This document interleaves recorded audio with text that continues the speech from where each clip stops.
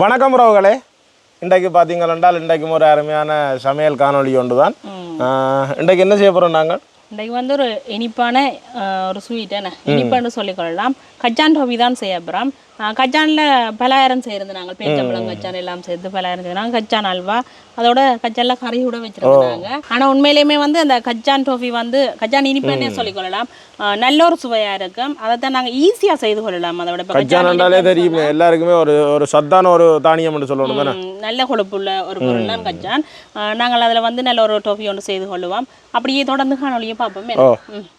கச்சான் டோஃபி செய்கிறதுக்கு எங்கள்கிட்ட இன்றைக்கு வந்து பச்சை கச்சானாகவே இருக்கு. ஏன்னா காஞ்ச கச்சான் பச்சை கச்சானாண்டா இப்போ இந்த காயில் எண்ணெய்க்காதீங்க. நல்லா காஞ்ச கச்சான் இருக்குது, கோதோட இருக்குது. நாங்கள் வந்து இப்போ கோதோட வறுத்து எடுக்கிறதையும் பார்க்க இப்போ பருப்பாக நாங்கள் எடுத்து போட்டு வறுக்கிறது வந்து சுகம் எங்களுக்கு.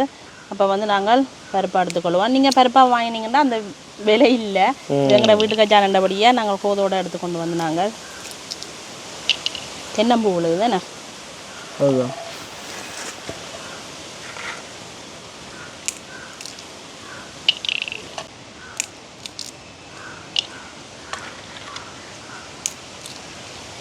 இப்போ கச்சான் உடைக்கிறதுக்கு மிஷின்கள் எல்லாம் வந்துட்டு நாங்கள் வந்து கச்சான் போடுறதா இருந்தால் கையால் தான் உடைக்கிறோம். நாங்கள் ஒரு காலம் மிஷினால் உடைக்கிறோம். இல்லை என்ன மிஷினால் உடைக்க சில நேரம் வந்து இந்த முளதிறன் வந்து குறைக்கிறதுக்கு வாய்ப்பு இருக்குது. அதால் வந்து நாங்கள் வந்து கையால் முழு கச்சானம் உடைக்கிறோம். நாங்கள் வந்து கூடுதலாக அம்மா தான். நான் சில நேரம் நிறுவன் அம்மா இரவு பார்த்தால் உடைச்சி கொண்டு இருப்பாள் 10-11 மணி எல்லாம். பகலண்டா நாங்கள் உடைச்சி கொடுப்போம். ஆனால் மாமி கூடுதலாக இரவு இருந்து உடைப்பா. இப்படியே எல்லா கச்சானையும் முடைச்சி எடுப்பேன். மேலே கிட்டத்தட்ட ஒரு 1/2 கிலோ பருப்பு கிட்ட வரும். 1/2 கிலோ கூட தான் வரும். உங்களுக்கு 1/2 கிலோ காணும்.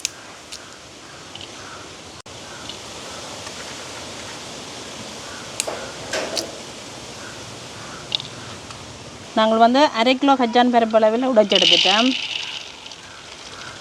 இப்போ இதை என்ன செய்ய போகிறோம்னா அடுப்பு மூட்டி வறுத்தெடுப்பேன்.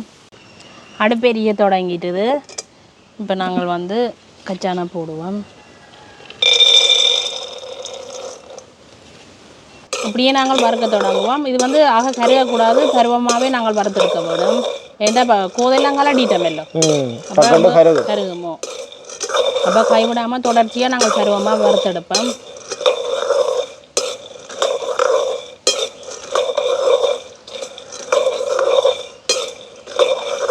இப்போ பார்த்தீங்கன்னா கச்சானங்களுக்கு வறுபட்டுட்டுது. நார்மலாக இப்போ கச்சான் வறுபட்டுன்னு பார்க்க இப்படி என்ன இங்கே இப்படி பார்த்தா இந்த டுசு வேறுங்க மேலால் இருக்கிற அந்த தோல் வந்து அப்படியே கலண்டுடும். இப்போ பருவமாக வறுபட்டுட்டுது. நாங்கள் இறக்குவோம்.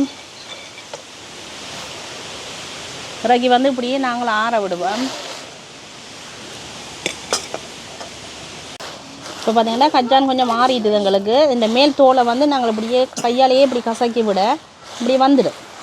வறுபட்ட கச்சானுண்டா நல்லா வறுபட்டுட்டு தாண்டா வந்துடும். வறுபடக்கான அடிக்கு அப்படி மேல் தோல் வந்து கலராது.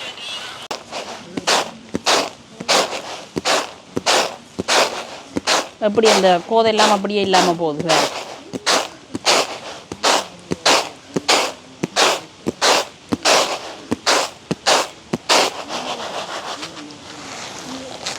ஒன்று ரெண்டுக்கு இருந்தேனே அதையும் அப்படியே கசக்கி புடைச்சி எடுத்துக்கிடுவோம். இப்போ பார்த்திங்கன்னா இந்த மேல் தோலெல்லாம் வடிவாக இல்லாமல் புடைச்செல்லாம் எடுத்துட்டேன். இந்த கச்சான் டோபி செய்கிறதுக்கு என்ன செய்ய போகிறோம்னா இந்த கச்சான் பாதி பருப்பாக இருக்குது தானே. நாங்கள் இப்போ கசக்கிக்க வந்து பாதி பருப்பாக வந்துட்டு இந்த பாதி இல்லாமலுக்கு இது வந்து ஒரு 3-4 துண்டா அப்படி வந்து உடையத்தக்கனையாக நாங்கள் மிக்சியில் வந்து அரைச்செடுப்போம். இப்போ பார்த்திங்கன்னா கச்சானை வந்து நாங்கள் 60 வேளை அரைச்செடுத்துட்டோம். கூடுதலாக பார்க்கவே தெரியும் பாதி கச்சானே இல்லை, துண்டரை பாதி கச்சான் இல்லை. பாதியிலும் பார்க்க சின்ன சின்ன தூளாகவும் அதோட கொஞ்சம் கச்சான் கொஞ்சம் பவுடர் அடிபட்டுருக்குது. இந்த பருவத்தில் அடிபட்டால் காணும் எங்களுக்கு. அடுத்ததாக கச்சான் டோபிக்கு நாங்கள் சர்க்கரை வந்து பானியாக காய்ச்சி எடுக்க அப்புறம் இப்போ வந்து சர்க்கரையாக போட்டுக்கொள்ளுவோம். இது வந்து நாங்கள் 1/2 கிலோ கச்சான் பருப்படுத்தபடியாக 1/4 கிலோ அளவில் சர்க்கரை எடுத்துருக்குறோம். அடுப்பு வந்து ஆக கூடுதலாக எரியக்கூடாது. அப்படி சர்க்கரை எரிஞ்சுதுன்னு சொல்லி சொன்னால் கச்சான் டோபி வந்து கசக்கிற தன்மை வரும். சர்க்கரை வந்து இப்போ உருகி கொண்டு வந்துட்டு, ஆனால் அடுப்பு வந்து ஆக எரிக்கக்கூடாது. அடுப்பு எரிஞ்சதெல்லாம் நல்ல கலராக வரும், கருப்பாக வந்துடும். ஆனால் வந்து கைக்க வலிக்கிடுறோம் எங்களுக்கு. இப்போ தணலில் வச்சு இப்போ நாங்கள் உருக்கி போட்டு இந்த சர்க்கரையை வந்து நாங்கள் வடிச்செடுக்கிறதுக்காக கொஞ்சமாக தண்ணி சேர்ப்போம். கிணக்க வேண்டாம், 2 மண் தூசுகள் இருக்குந்தானே, அதை வந்து வடிச்செடுக்கிறதுக்காக தான் கொஞ்சமாக தண்ணி விட்டு இப்படியே காய்ச்சுவேன். ஆக தண்ணி பருவமாக போனால் இப்போ எங்களுக்கு வந்து இந்த கச்சான் டோவி வந்து இருகாது. ஓ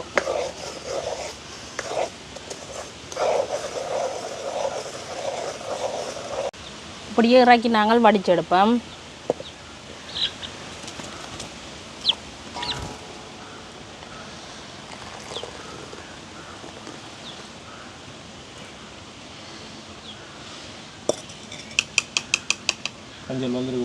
சாதுவான இதுகள் தூசுகள் இருக்குது. இதுக்காக தான் நாங்கள் வந்து இப்போ வடிச்செடுத்தது. இனி வந்து பயம் இல்லை. இப்போ நாங்கள் வந்து டோவி செய்ய தொடங்குவோம். ஏன்னா இப்போ இந்த தாஜிக்குள்ள டோவி செய்வோம். தாஜி கொஞ்சம் சூடாகட்டும் உங்களுக்கு. சட்டி நல்லா சூடாகிட்டுது. நாங்கள் கொஞ்சமாக பட்டர் சேர்த்துக்கொள்ளுவோம். இப்போ பட்டர் சேர்த்தா வந்து ஒட்டுப்படாது, அதனால் வந்து பட்டர் சேர்த்துருக்குறோம். அதோட கொஞ்சம் வாசமாக இருக்கும். பட்டருக்கு பதிலாக நீங்கள் வந்து நெய்யும் போட்டுக்கொள்ளலாம். உரி விரட்டுக்கு நல்லா.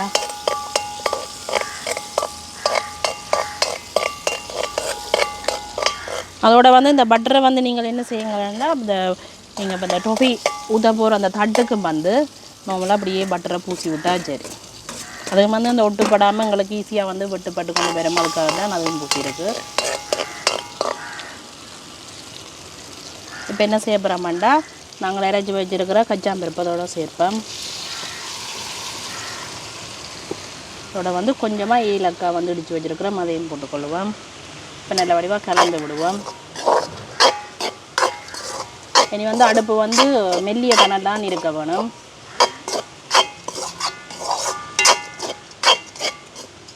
ஏலக்காய் பட்டரில் சேர்ந்த உடனே நல்ல வாசமாக இருக்குது. இப்போ சர்க்கரை பானி இருக்குது தானே, பானியை வந்து கொஞ்சம் கொஞ்சமாக விடுவோம்.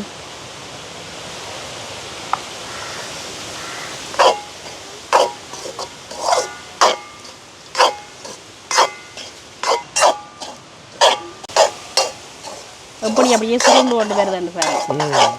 இந்த பட்டர் போட்டபடியா அந்த எங்களுக்கு ஒட்டுப்படாமலுக்கு அப்படி வருது. இங்கே கொஞ்சமும்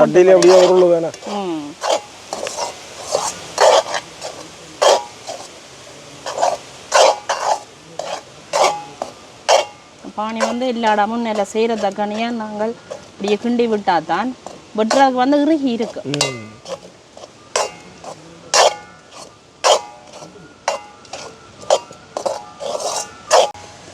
அப்படியே கிண்டுபட்ட பிறவும் காணும் எங்களுக்கு. நாங்கள் வந்து அள்ளி இந்த ரேக்கை போடுவோம்.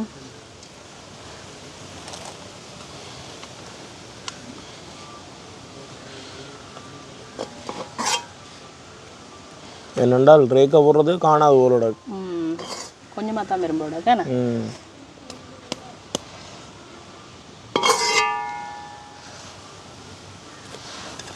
இதை வந்து இனி வந்து நல்ல வடிவாக பரவி விடணும்.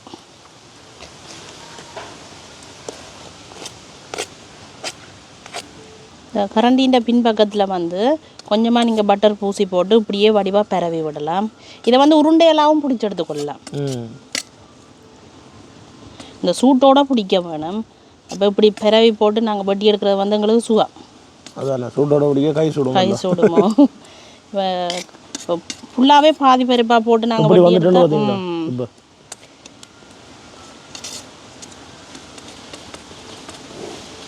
வடிவான் நாங்கள் இப்படியே பரவி சமமாக பரவி விட்டாச்சு.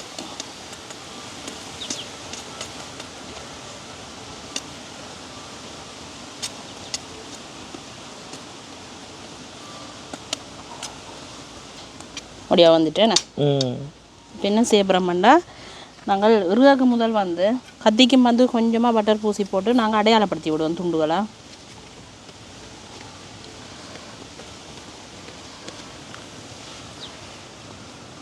இது வந்து எந்த அளவில் தேவையோ அந்த அளவில் நீங்கள் துண்டுகளாக்கி விட்டால் சரி.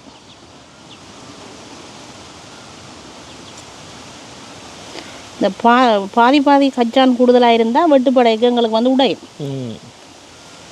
அச்சு இல்லை தானே இது, இப்போ வந்து அது உடைய பார்க்கும்.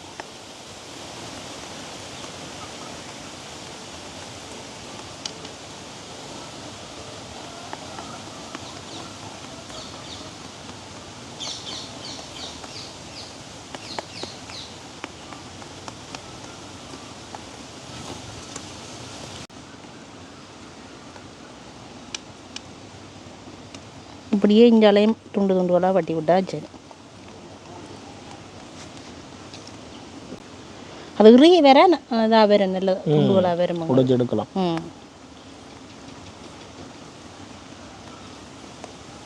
இருக்கட்டுமேண்ணா இப்படி இறுகட்டுக்கும் எங்களுக்கு. இப்போ பார்த்தீங்கன்னா நாங்கள் இறுக விட்டு ஒரு 10 நிமிஷம் தான் வரும். இப்போ நாங்களுக்கு எடுத்து பார்ப்போம்.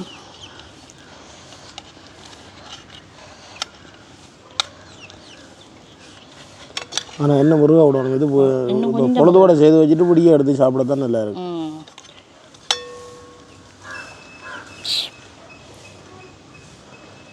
கையால் எடுக்கலாம்.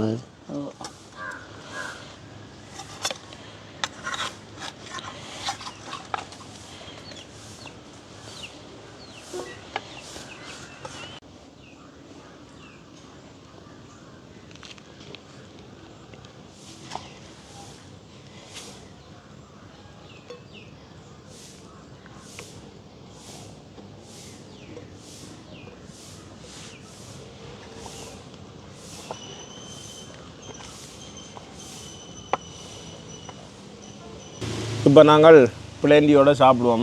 கச்சான் டோவி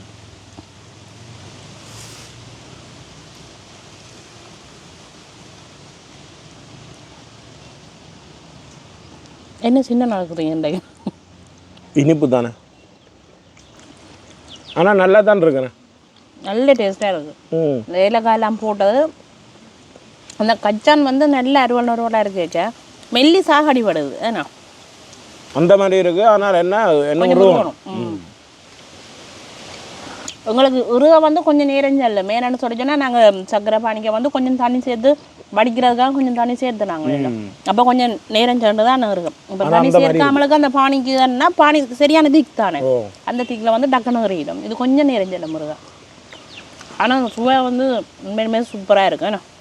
என்னென்றால் நம்ம 2வது சாப்பிடுவோம் கொண்டு பார்த்தா ஆனால் தட்டை காண இல்லை, தட்டு போயிட்டுது. தட்டு போயிட்டு தட்டா அங்கால பிள்ளைகளுக்கு கொடுக்க மால் தூக்கி கொண்டு போயிட்டு காணும் கொண்டு போங்க. காணுமா இந்தாங்கம்மா. இனி பண்ணா வேலைக்கு நல்ல விருப்பம்.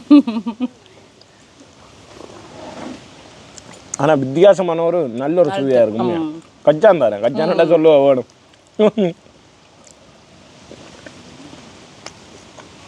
அல்வா செய்யலாம், கச்சான் பொரியல் செய்யலாம், அவ்வளவு செய்யலாம். நாங்கள் அல்வா பொரியல் அதெல்லாமே செய்துட்டு இருக்கிறோமே. உண்மையிலேயே பார்த்தீங்கன்னா இன்றைக்கு கச்சான் டோபி உண்மையிலேயே ஒரு நல்ல ஒரு சுவையாக இருந்தது. அதோட கச்சான் நல்ல சத்து. மற்றது நாங்கள் இதுக்கு வந்து சீனி சேர்க்கல, சர்க்கரை தான் சேர்த்து நாங்கள். அதில் வந்து அந்த அளவு பிரச்சனை இல்லை. கொஞ்சம் சர்க்கரை நாங்கள் வளமையிலும் பார்க்க கொஞ்சம் குறைவாக தான் சேர்த்துருந்தோம் நாங்கள். உண்மையிலேயே இன்றைக்கு ஒரு அருமையான வீடியோ. நீங்களும் இதே மாதிரி செய்து பாருங்க, நல்ல ஒரு சுவையாக இருக்கும். சின்னாக்கள் எல்லாம் விரும்பி சாப்பிடுவோம். அப்போ நாங்கள் இதோட இந்த காணொலியை முடிச்சு கொள்வோம். நன்றி, வணக்கம்.